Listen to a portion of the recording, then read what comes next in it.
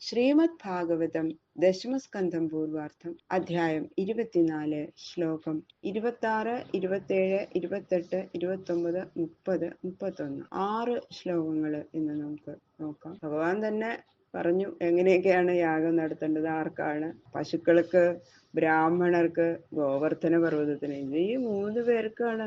അവരാണ് നമ്മളെ രക്ഷിച്ചുകൊണ്ടിരിക്കുന്നത്. അവർക്കാണ് നമ്മൾ യാഗം ചെയ്ത് കൊടുക്കേണ്ടത്.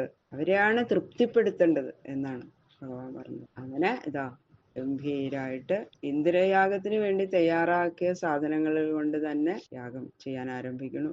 എന്തൊക്കെയാ ഉണ്ടാക്കണമെന്ന് ഭഗവാൻ തന്നെ പറഞ്ഞു കൊടുക്കുന്നുണ്ട് അവർക്ക്. കോമളം കൂജയൻ വേണും ശ്യാമളോയം കുമാരക വേദവേദ്യം പരം ബ്രഹ്മ ഭാസത്താം പുരതോ മമ കഥാമയും ഭാഗവതാഭിധാനാം ഹരേ തനും ദേ ചരിതേ ത്വദീയൈ യഥാമതി ത്വൽപരിതോഷകാമസ്തൗമി പ്രസീദ അച്യുത ഹരുദേശ ഗുരുവായൂരപ്പാ ശരണം. ഓം നമോ ഭഗവതേ വാസുദേവായ.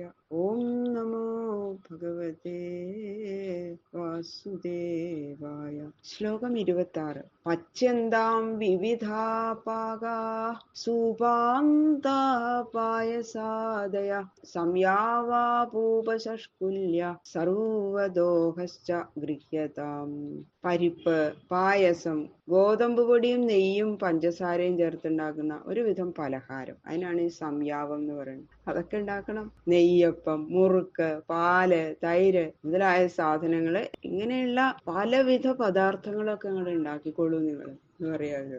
ഭൂയന്താമഗ്നയ സമ്യക് ബ്രാഹ്മണൈർ ബ്രഹ്മവാദിഭി അന്നം ബഹുവിധം തേഭ്യോ ദേയം വോ ധേനു ദക്ഷിണ.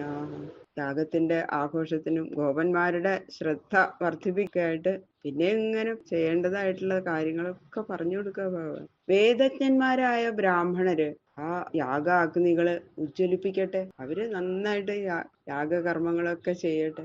യാഗാഗ്നി ഉജ്ജ്വലിപ്പിക്കട്ടെ.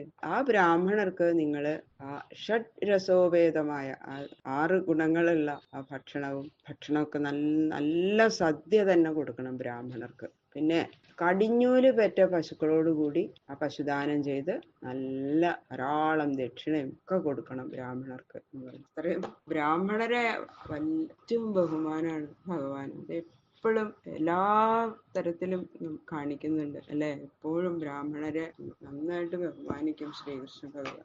അന്യേഭ്യശ്ചാശ്വചാണ്ഡാളപതിതേഭ്യോ യഥാർഹത യവസം ജഗവാം ദത്വാ ഗിരയേ ദീയതാം ബലി. അന്നദാനത്തിന് പാത്രമൊന്നും നോക്കാൻ പാടില്ല എന്നാണ്. നായാടി, പതിതൻ തുടങ്ങിയ സകല പ്രാണികൾക്കും അവരവരുടെ യോഗ്യത അനുസരിച്ച് ഭക്ഷണം നൽകണം. എല്ലാവർക്കും അന്നം ചോദിച്ചു വരുന്നവർക്ക് എല്ലാം ഭക്ഷണം കൊടുക്കണം. ആരാന്നൊന്നും നോക്കാൻ പാടില്ല. പശുക്കൾക്കും നല്ല പച്ചപ്പുല്ല് തിന്നാൻ കൊടുക്കണം. ഇങ്ങനെ ആരാധന കഴിഞ്ഞ ശേഷം ഗോവർദ്ധന പർവ്വതത്തിന് നൈവേദ്യം സമർപ്പിക്കണം. സ്വലംകൃതാ ഭുക്തവന്ത സ്വനുലിപ്താ സുവാസസ പ്രദക്ഷിണം ച കുരുത ഗോവിപ്രാനല പർവ്വതാൻ. നിങ്ങളെല്ലാവരും ആ ഏറ്റവും നല്ല വസ്ത്രങ്ങള്, പട്ടുവസ്ത്രങ്ങള് ധരിക്കണം. നല്ല ആഭരണങ്ങള്, സർവാഭരണ ഭൂഷിതരായിരിക്കണം. എല്ലാവരും വളരെ സന്തോഷമായിട്ട് സുഖമായിട്ട് ഭക്ഷണം കഴിച്ച് ചന്ദനം മുതലായവ കുറുക്കൂട്ടുകളൊക്കെ തൊട്ട് അങ്ങനെ വേണം വരാൻ കേട്ടോ. പശുക്കളെയും ബ്രാഹ്മണരെയും യാഗാഗ്നികളെയും എന്നിട്ട് ഗോവർദ്ധന പർവ്വതത്തിനെയും പ്രദക്ഷിണം ചെയ്യണം.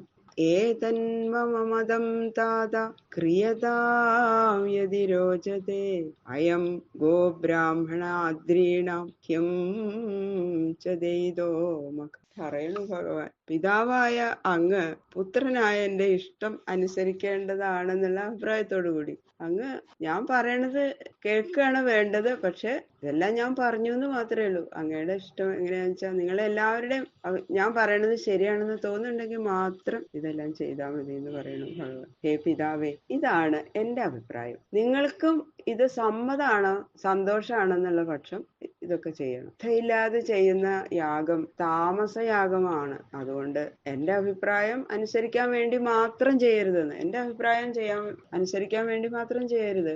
നിങ്ങൾ സന്തോഷമായിട്ട് സമ്മതമായിട്ട് തന്നെ ചെയ്താൽ മതി എന്ന് പറയാം. അതായത് ശ്രദ്ധയില്ലാതെ ചെയ്തു കഴിഞ്ഞാൽ അതിന്റെ ഫലം ഉണ്ടാവില്ലല്ലോ. അതാണ് ഭഗവാൻ ഉദ്ദേശിച്ചത്.